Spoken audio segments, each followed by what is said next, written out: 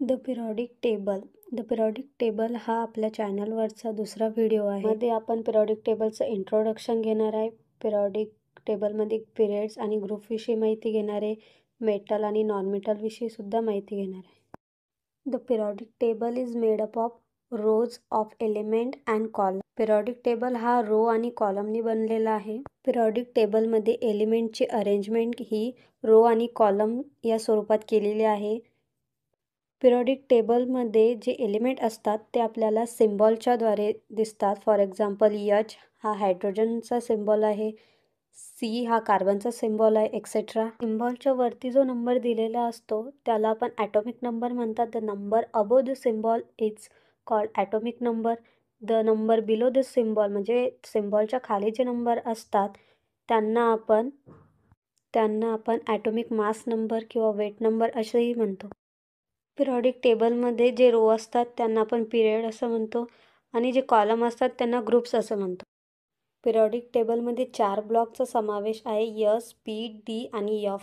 Group first to सेकंडचे जे element आहेत ते S ब्लॉकमध्ये येतात आणि ग्रुप 3 टू ग्रुप 12चे जे एलिमेंट आहे ते D ब्लॉकमध्ये येतात.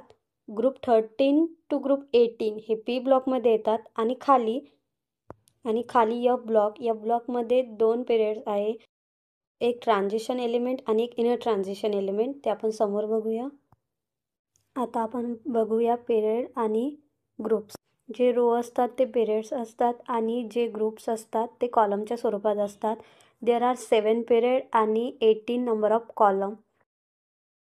म्हणजे कॉलम्स हे 18 म्हणजे ग्रुप्स हे 18 असतात आणि पिरियड्स हे 7 असतात.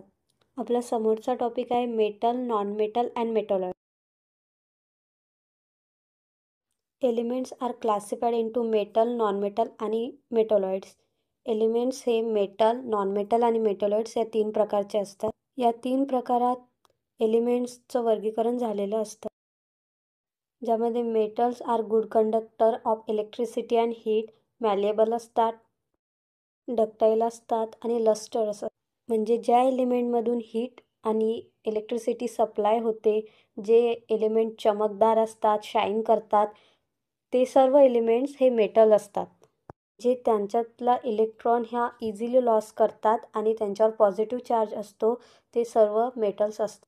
ज्यांच्यामधून हीट आणि इलेक्ट्रिसिटी पास होत नाही, poor conductor of heat and electricity, जे शाईन करत नाही, असे सगळे एलिमेंट हे नॉन मेटल असतात. आणि मेटल आणि नॉन मेटल या दोन्ही प्रॉपर्टी ज्यांच्याकडे असतात त्यांना आपण मेटॉलॉइड्स असे म्हणतात.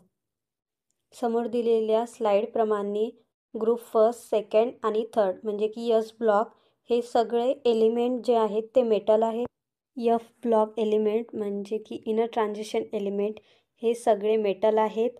आणि P ब्लॉक म्हणजेच की ग्रुप 13 टू ग्रुप 18 हे सगळे एलिमेंट जे आहेत ते मेटॉलॉइड्स आणि नॉन मेटल आहेत. त्यामध्ये काही मेटॉलॉइड्स आहेत आणि काही नॉन मेटल्स आहेत. Here are some example of metal, metalloids and non metal. इथे काही मेटल, नॉन मेटल आणि मेटॉलॉइड्सचे एक्झाम्पल आहे.